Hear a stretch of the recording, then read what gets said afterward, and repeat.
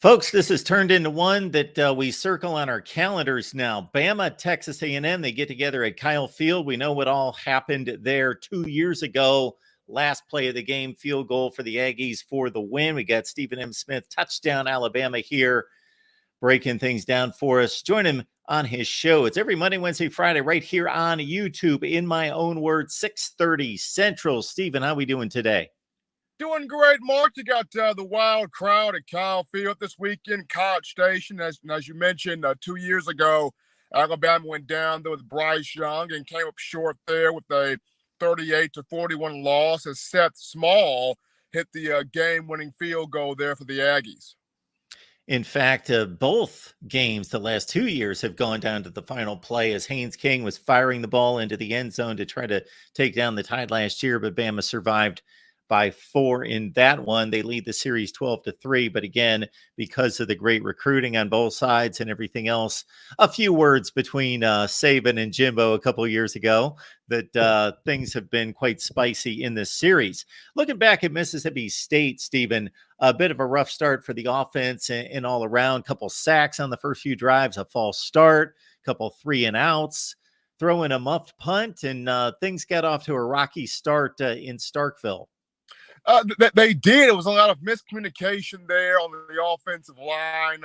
Also, Jalen Milroe needing to understand, when to throw the ball away when there's not anything there. The first few sacks that he took of the offensive line gave him time to throw the football, but Milroe got to have that clock in his mind where if there's nothing there, just throw the football away, play the next down, the next possession there. And the muffed punt, that was something where Kool-Aid McKinstry not quite, I guess, recognizing, judging where the ball is going, and along with that, not fielding the ball as cleanly as what he would like to.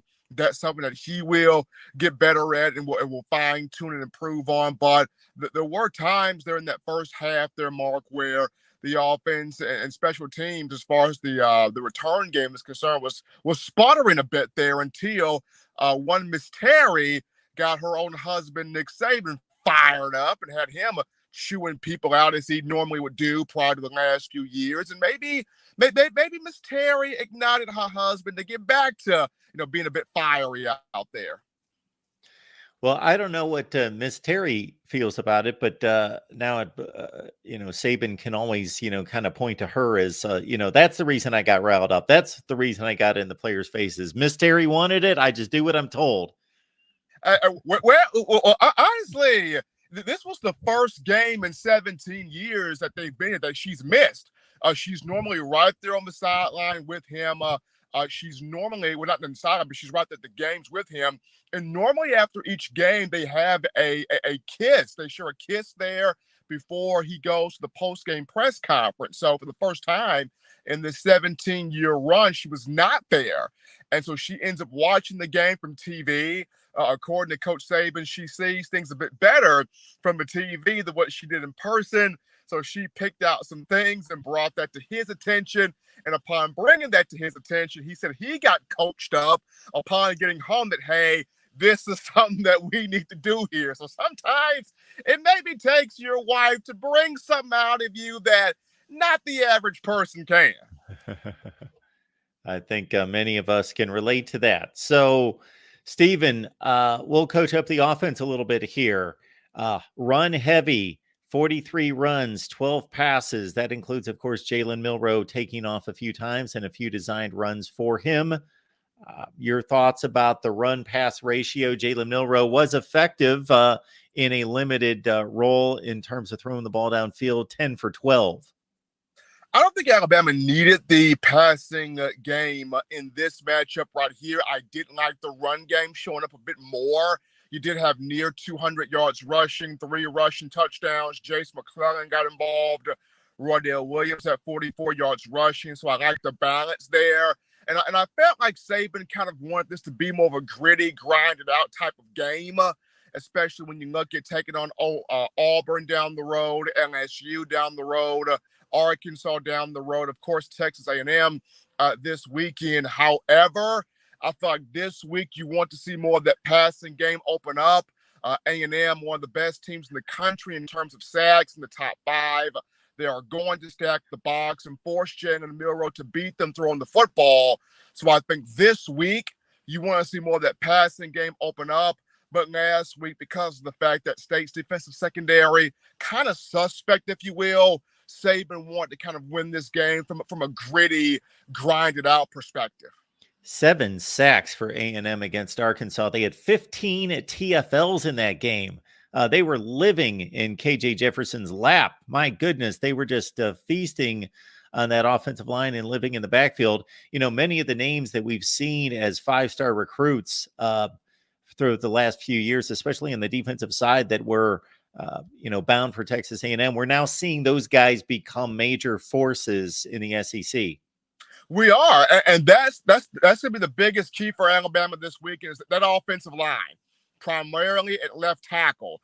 Whether it's Caden Proctor, whether it's Elijah Pritchett, that left tackle's got to come to play because they're going to be dealing with a lot of these stunts, a lot of these blitz packages, a lot of this movement that A&M's going to try to create there on one Jalen Milroe. So this offensive line from the center, Seth McLaughlin, and getting these snaps in order, whether it's Seth McLaughlin snapping it, whether you choose to put Darian Dalcourt back there at that spot. You got Terrence Ferguson, who's got some versatility as a center and as an offensive guard. Whomever they have snapping the football, that has got to be right there. You can't have the pre-snap penalties at Kyle Field, which causes the crowd to get way more into it, which ignites more of that defensive line pressure. The offensive line has got to have one of its best games of the year this Saturday.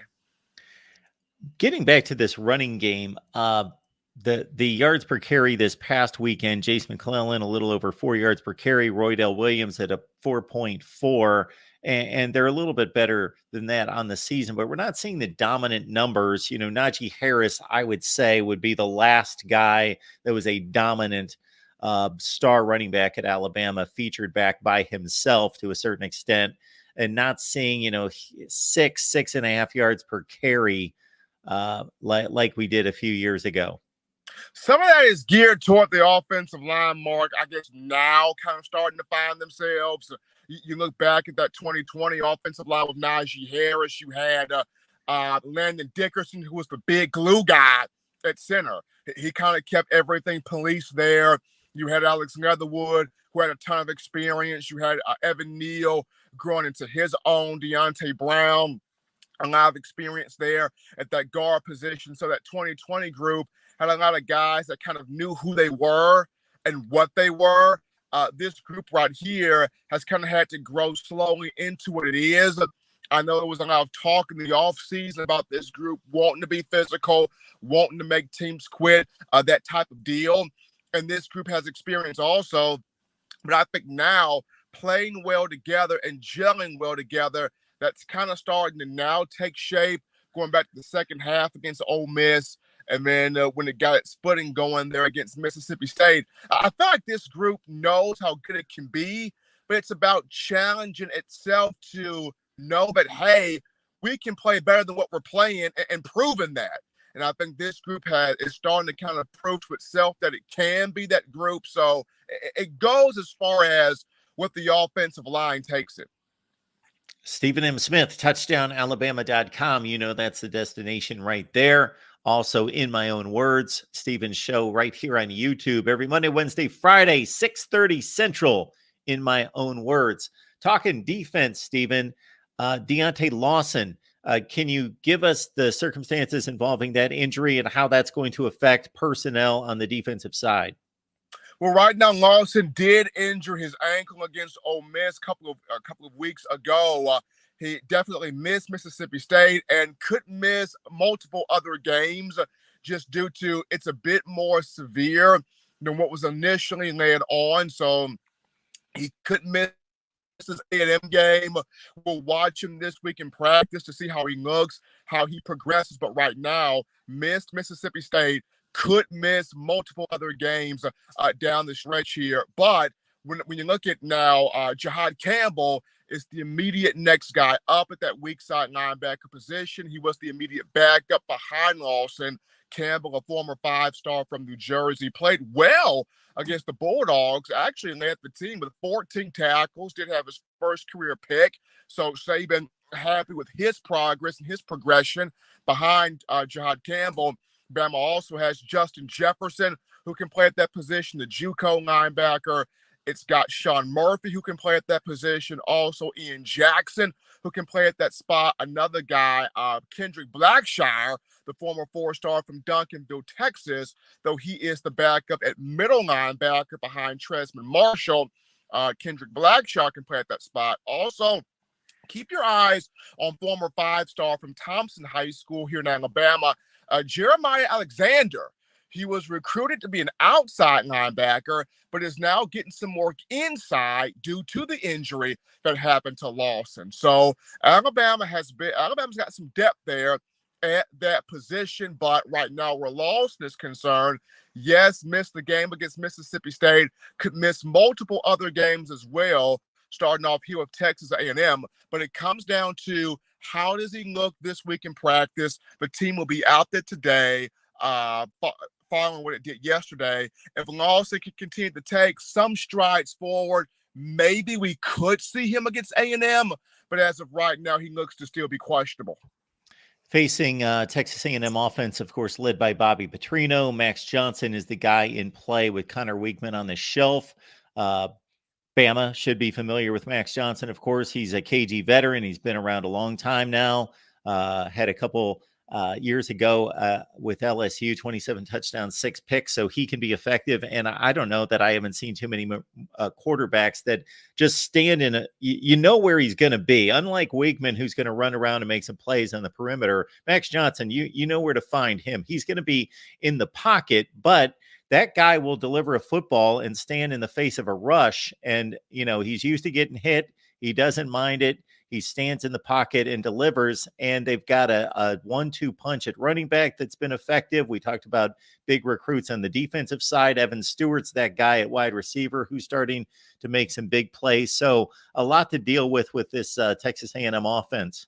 Oh, absolutely, Mark. I remember vividly Max Johnson a couple of years ago at LSU, where Alabama had the 20-14 win.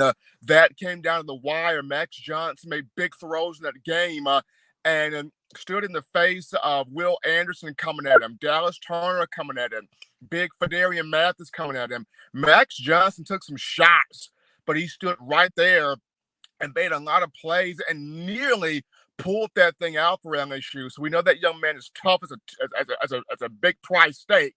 We know Max Johnson is a tough dude, and he's going to be asked to do it again with the Dallas Turner coming at him, with the Chris Braswell coming at him, a Tresman Marshall coming at him, and multiple other guys. But fortunately for him, he does have talented pieces with Evan Stewart, also Anaya Smith, who is back for A&M, and Anaya Smith taking this game very personal.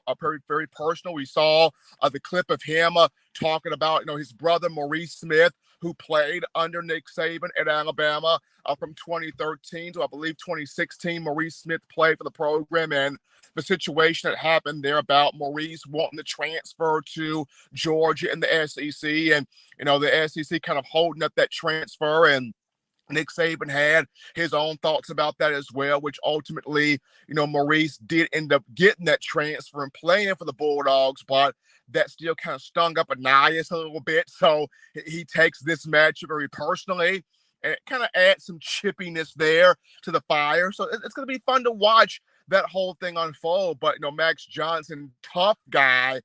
He's got SEC experience. It's going to be a very fun matchup. I always like to hit you with this one, Stephen. Either side of the ball, whoever you want to spotlight, who's been emerging, who could be a X factor in this game? Who could be an X factor in this game at that tight end position for Alabama? Amari Niblack could be huge in this game. Could be very huge, and he's starting to chirp a bit now. I had 3 catches for 61 yards against Mississippi State. Nearly brought in a touchdown catch in that game. Could not quite keep that foot in bounds. If he could have, would have been an incredible catch there. But here's a guy that, if I'm Tommy Rees, I got to target that young man. at 6'3", 6'4", 233, near 240 pounds, a matchup nightmare. You can have him on the end line. You can flex him out wide as a receiver. He's improved as a blocker. Amari Black is a matchup nightmare out there. You got to get that young man the football. He could have a huge game here against A&M. Nye Black, 8 catches, $158, 2 touchdowns. If you're doing the math, that's almost 20 yards per catch out of a tight end. You don't see that very often. I know it's only 8 receptions, but it speaks to what Steven's talking about. In My Own Words is your destination every Monday, Wednesday, and Friday right here on YouTube, folks. 6:30 Central, Touchdown Alabama, Stephen M. Smith. Stephen, enjoy the game. We appreciate you as always. Appreciate it, Mark, man. Looking forward to how this Tide does in Aggie land this weekend.